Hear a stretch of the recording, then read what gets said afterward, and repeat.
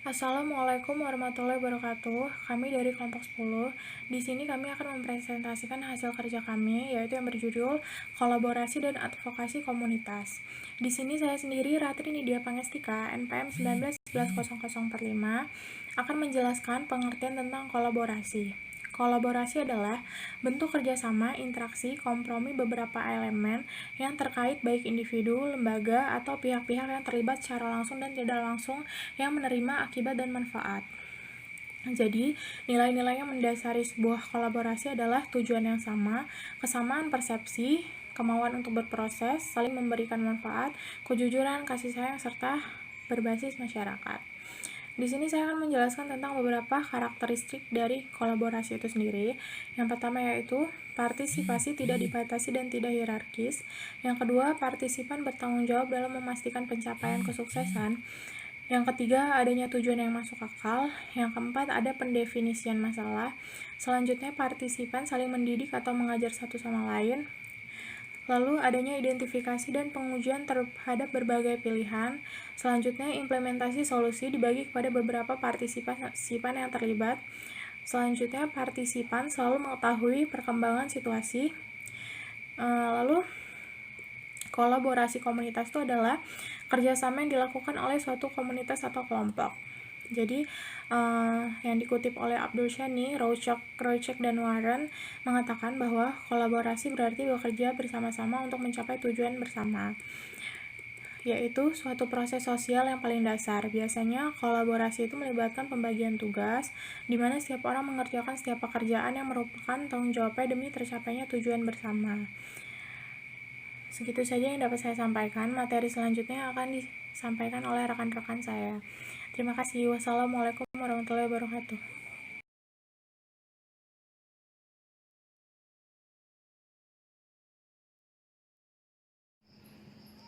Bismillahirrahmanirrahim.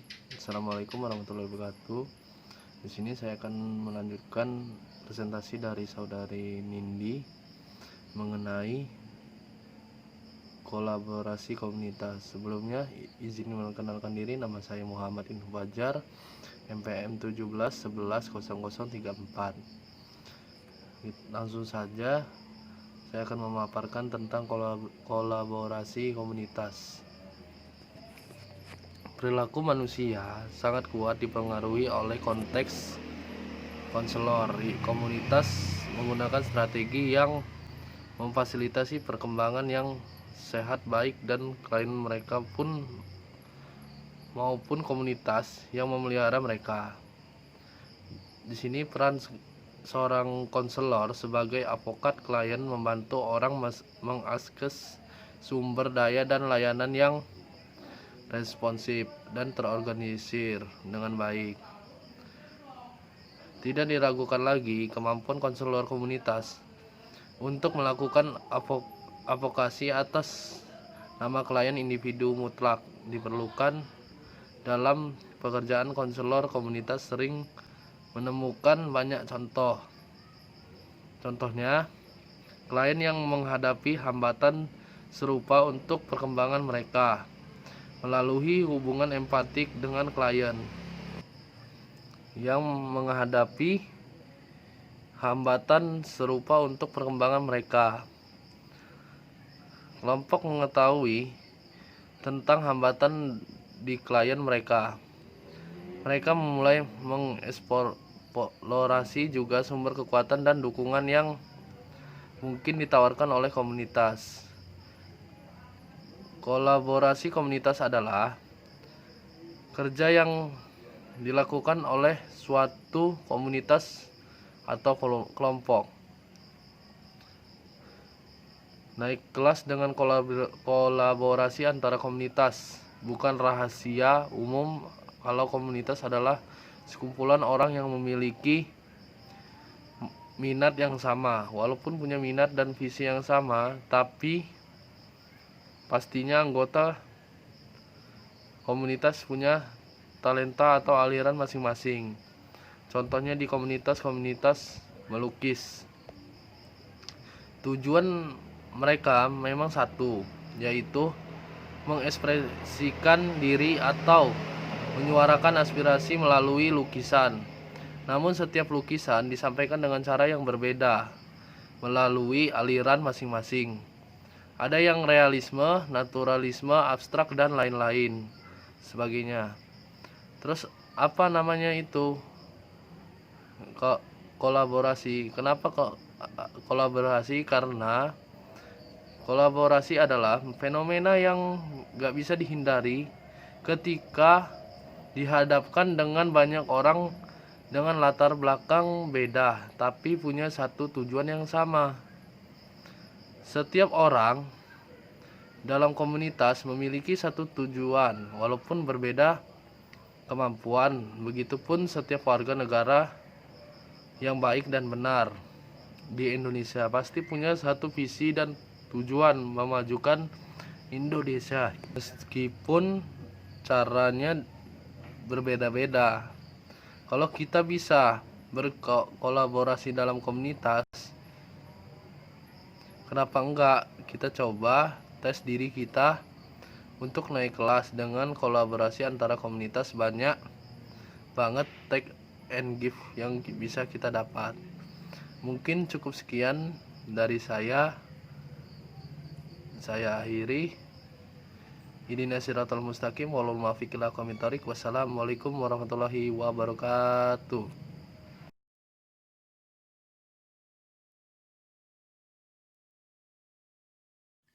Assalamualaikum warahmatullahi wabarakatuh.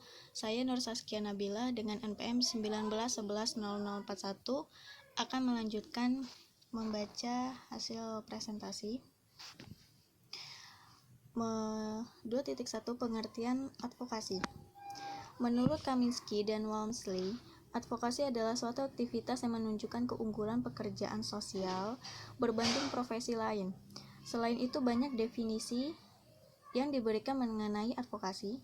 Beberapa di antaranya mendefinisikan advokasi adalah suatu tindakan yang ditunjukkan untuk kebijakan kedudukan atas program dari suatu institusi. Menurut Mansour Faki, advokasi adalah media atau cara yang digunakan dalam rangka mencapai suatu tujuan tertentu. Advokasi lebih merupakan suatu usaha sistematis dan terorganisir untuk mempengaruhi dan mendesakkan terjadinya perubahan dalam kebijakan publik secara bertahap maju. Sedangkan menurut Zastrow, advokasi sebagai aktivitas menolong klien untuk mencapai layanan ketika mereka ditolak suatu lembaga atau suatu sistem layanan, dan membantu memperluas pelayanan agar mencakup lebih banyak orang yang membutuhkan. Jadi dapat disimpulkan bahwa layanan advokasi adalah suatu layanan yang membela hak seseorang yang tercederai, di mana usaha yang dilaksanakan sistematis secara bertahap dan terorganisir yang dilakukan oleh kelompok atau organisasi profesi untuk menyuarakan aspirasi anggota.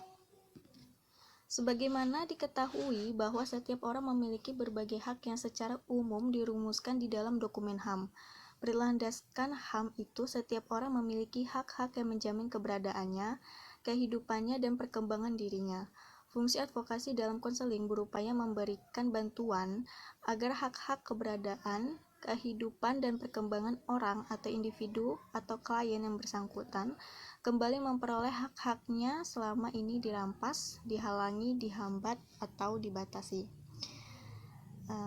Terima kasih. Selanjutnya materi akan dibacakan oleh rekan saya. Wassalamualaikum warahmatullahi wabarakatuh.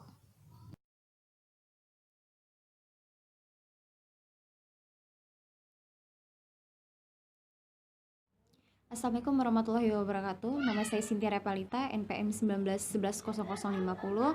Di sini saya akan menjelaskan tentang advokasi komunitas. Sering sekali bantuan yang dibutuhkan konselor untuk klien mereka tersedia di komunitas. Dalam kasus tersebut, upaya kolaboratif adalah yang paling tepat. Namun dalam beberapa situasi, ada kesenjangan dalam sumber daya komunitas dan jelas tidak ditangani oleh orang lain. Ketika konselor mengidentifikasi faktor-faktor sistematik yang bertindak sebagai penghalang bagi perkembangan siswa atau klien mereka sering berharap dapat mengubah lingkungan dan mencegah beberapa masalah di setiap harinya.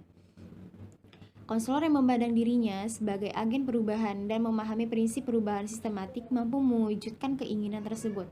Saat konselor komunitas bekerja, mereka cenderung menjadi semakin sadar akan banyak masalah yang tidak dapat dipecahkan oleh individu sendiri. Mereka mulai melihat banyak hambatan yang menghalangi kebebasan setiap individu yang berkembang secara sehat. Mereka mencatat sejumlah besar orang yang hidup tertahan oleh kondisi kehidupan yang buruk, pengangguran, pendidikan yang tidak memandai, situasi sosial yang menindas, kurangnya layanan, atau proses pengambilan keputusan yang tidak demokratis. Mereka menyadari bahwa individu seringkali dihukum karena berbeda. Yang terpenting, bagaimanapun mereka belajar bahwa pada umumnya mereka tidak berdaya untuk mempengaruhi cara mereka sendiri. Sekian penjelasan dari saya dari kelompok kami. Wassalamualaikum warahmatullahi wabarakatuh.